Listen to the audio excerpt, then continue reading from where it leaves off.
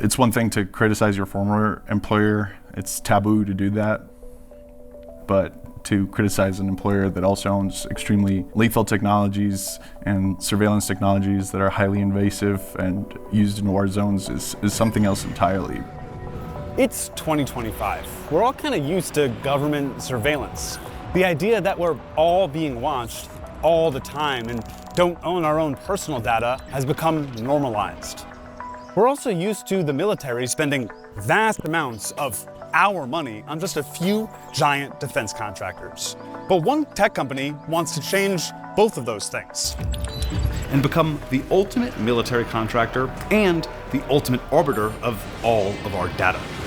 Palantir is here to disrupt and make the institutions we partner with the very best in the world, and when it's necessary, to scare enemies and on occasion kill them. Check out Palantir shares surging 22% after the company cited a boom in demand for its AI software from the U.S. government. We're doing it. We're doing it. And I'm sure you're enjoying this as much as I am. Palantir, a tech company based here in Denver, claims they can revolutionize government systems with their data analysis software newly powered by artificial intelligence. They've been hired by the Department of Defense, the FBI, local police departments, and even the IRS and Wendy's to take in the information those organizations collect even more information, and use that data to draw conclusions. It can be used to completely reconfigure organizations' ontology, its reality, what systems matter, what information matters, what processes matter, how they are structured, what biases are introduced at each of those stages. We talked to a former Palantir employee, dug into decades of research, and listened to hours of Alex Karp's own words to unwrap the layers of Palantir's carefully cultivated sales pitch, how they capitalize on fear, uncertainty, and unrest. I don't think in win-lose, I think in domination. This is a company built for bad times. Bad times mean strong finances internally. Bad times are very good for Palantir because we build products that are robust, that are built for danger. Let's rewind a little. Palantir's story starts with one of the most effective things a company can have for sales: fear. After the September 11th attacks, the United States government began expanding surveillance both at home and abroad. This was, of course, a boon for the defense industry at large. Simultaneously, the Silicon Valley tech industry was growing fast and making people in a once obscure industry very, very rich, very, very quickly. Like the founders and executives at PayPal, known as the PayPal Mafia. Elon Musk, Reid Hoffman, the LinkedIn guy, and Peter Thiel. When PayPal was sold, Thiel had millions of dollars burning a hole in his pocket and an idea. PayPal had developed systems for detecting fraud and crimes on the platform. What if they could use similar thinking to analyze the world at large? So Thiel pulled from his network to build out a new company. One of the first hires was Thiel's Stanford Law School roommate, Alex Karp, who'd gone on after Stanford to get a PhD in not business or computer science or engineering, but neoclassical social theory. They named the company Palantir, after the Palantiri from J.R.R. Tolkien's Lord of the Rings. In Lord of the Rings, a Palantir stone is a magical object that allows its users to predict the future or to see what's going on in a remote location. It was originally created by the elves. It was meant to be used for good purposes. It is potentially a very dangerous technology. It's very powerful. Long have you hunted me? So that's Middle Earth, but what does Palantir do in a regular Earth? And what we do is we use what legal scholars call predicate-based research. So we would look at you, and then we would go out and say, oh, there's lots of different things in your life that may be indicative of someone involved in bad behavior. Put simpler, they make software that makes it easier for their customers to collect and analyze data, and then act on that analysis with and without AI. By 2013, 10 years after their founding, Palantir's client list included the FBI, the CIA, the NSA, the Marines, the Air Force, Special Operations Command, and more. Did your company help to track and kill Osama bin Laden? You know, we can never. I'll tell you, the closest thing to an answer is there are when you look at when you open the paper and look in the news about these kind of things, there's a 2/3 chance, depending on the country involved, that somehow my company was involved. Fundamentally, the mission that is pushed to employees is that we're solving the world's hardest problems and supporting Western institutions. That is the main driver of sort of this militaristic culture that is developed inside of Palantir. If you do not feel comfortable supporting the legitimate efforts of America and its allies in the context of war, don't join Palantir. This entire message of like, we are the most lethal, we are the most able to surveil and process large amounts of data. You have created the system which you call kill chain. Privately. Publicly, the lawyers have some innocuous something like tech for the amelioration of unwanted blah, blah, blah. Some term we're supposed to use. Okay, let's... for me, it's the kill chain. Kill chain sounds good. Kill chain isn't an original term created by Palantir. It's the more general military verbiage for the series of decisions leading from identifying a target to taking their life. Palantir's contract added their software and artificial intelligence to the kill chain. It's quicker and better and safer and more violent. It's tech that Juan helped market. It reduces the distance you have to the problem, but when you're able to take a step back and really see all the narratives and how they were shaped and the actual application of these technologies, your whole world starts falling apart, which is something that, definitely happened to me. Juan didn't leave Palantir entirely for ethical reasons. He just got another job. But the reason he eventually started speaking out against Palantir came after watching the Israeli invasion of Gaza following the October 7th attacks. Palantir has contracts with the Israeli Defense Forces. The exact nature of the contracts is opaque, intentionally, but there is evidence to suggest that Palantir's artificial intelligence tech was used for selecting targets in Gaza. Karp doesn't mind the controversy. In fact, it's part of the marketing. Palantir will even pick up the projects that other companies rejected for political reasons. We are very comfortable being unpopular. Karp doesn't think controversy will lose Palantir customers.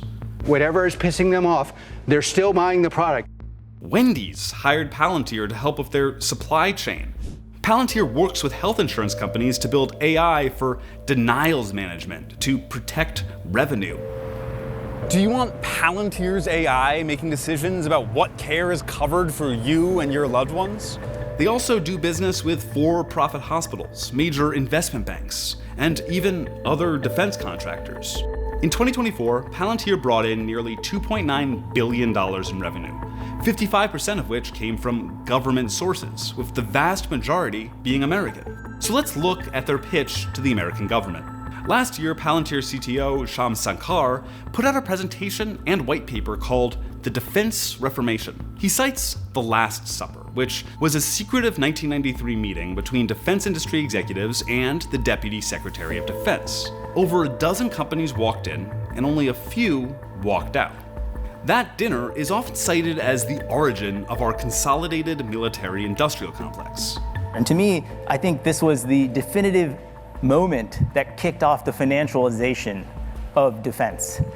From that point forward, it became all about buybacks and dividends and leverage ratios. Criticizing the financialization of the defense industry, calling out stock buybacks, that doesn't sound like a defense executive. That sounds more like the exact argument about the defense industry that we have made before. I think what's interesting to me about Palantir is how they co-opt the language of revolution. But Sankar's argument did work on somebody. Uncle Sam. The Defense Innovation Board, an advisory group within the Department of Defense, cited Sankar's presentation multiple times in their 2024 report on why the DOD needs to divert more of their budget to emerging technology. That's giving money to Palantir. There's a reason Palantir just replaced Ford Motors in the S&P 100 in the months after Trump was elected. The Trump administration is an ideal customer for what Palantir is selling. First, there are many former Palantir employees sprinkled across the Trump administration, from inside DOGE to foreign policy advisors to high-level technology appointees. And Palantir co-founder Peter Thiel, heavily invested in the company, is also heavily invested in President Trump and Vice President Vance. He was a major campaign donor to both. Then the stated goal of DOGE is to streamline and combine government data, which is exactly what Palantir does. The ways that the government is defrauded is that the computer systems don't talk to each other. And obviously, Karp is loving it. Disruption, at the end of the day, exposes things that aren't working. There'll be ups and downs. There's a revolution. Some people can get their heads cut off. It's like we're expecting to see really unexpected things and to win. And what is winning, according to Palantir? This is CTO Shyam Sankar in 2021. Turning to government, we continue to advance our mission of becoming the U.S. government's central operating system as we extend our footprint across defense, healthcare, and civilian agencies. The government's operating system. They want everything to funnel through Palantir. Palantir already has contracts with the IRS, going through taxpayer data to save auditors time by finding the easiest audits to pursue. Now, Wired reports, DOGE will likely hire Palantir to create unified software for the entire IRS, a mega API that would allow anyone with access to view and possibly alter all IRS data in one place. That's all of your financial information. And they have multiple contracts with the Department of Health and Human Services, including nearly $100 million to support HHS's core administrative data and applications, to manage, ingest, and access data securely across business domains. HHS's core responsibility is Medicare and Medicaid. That's control over millions of Americans' health records and their access to healthcare. So what does it mean for one contractor to have all that power, data, and taxpayer money as profit, especially as AI gets involved? As we kind of increasingly live in a simulated world, we lose touch with reality and the human decisions that matter, and we move closer towards governance by algorithm. Not only made by decisions of automated artificial intelligence systems, which is a problem, but more importantly, subject to decisions made by the people who are influencing these AI systems and creating them in order to fulfill an agenda for whatever their profit-seeking or control-seeking objectives are. And when I see DOGE kind of going into every agency and addressing the IT department first, I see it as an opportunity to try to change reality itself. But so what? Why am I telling you all of this? Palantir has no problem being seen as Big Brother, as all-powerful, as lethal even. We're at the brink of using these technologies potentially to run our government, to run our battlefields, and our personal lives. Using artificial intelligence as a sort of panacea solution across our federal departments, and especially when they're, again, wielded by people with a very distinct agenda, puts everyone at risk. It almost feels like that's been the plan all along. Here's co-founder Peter Thiel in 2010 at Libertopia, a libertarian conference, speaking about tech companies and government. The basic idea was that we could never win an election on getting certain things because we were in such a small minority. But maybe you could actually unilaterally change the world without having to constantly convince people and beg people and plead with people who are never going to agree with you through a technological means. And this is where I think technology is this incredible alternative to politics. And here's Alex Karp in 2009 on civil liberties with regards to Palantir's work. The central question, in my view, of civil liberties is how, it's not if the government has data, because let's assume the government has as much data as a health insurance company. It's how is that data being used? Is it being used in a way that's lawful? Meaning, do they have the right to use it? And is it being migrated into places it's not allowed to be used? We allow the enforcement of rules that government ought to enforce. And by the way, my experience is they want to enforce, or at very least know they need to enforce. And if it's framed in that way, then you can have what is the ultimate Silicon Valley solution. One co-founder openly wants to use the power of the tech industry to affect politics. The other wants his company to have oversight over how the government data they're paid to handle is used. And the founders of Palantir will retain control in the company no matter what, through an obscure ownership structure. Their Class F shares grant them 49.99% of voting power even if they collectively own as little as 6% of the company. At the start of this journey, I was extremely afraid for the repercussions of this writing, of speaking out, but now I'm like, even more convinced that this is absolutely necessary. We can't replace our current broken system with an even more broken one. And we can't let the worst people in Silicon Valley become our government. It's not about whether you're actually at risk for speaking out or not. It's just the idea that somebody's watching you is enough to push people into silence.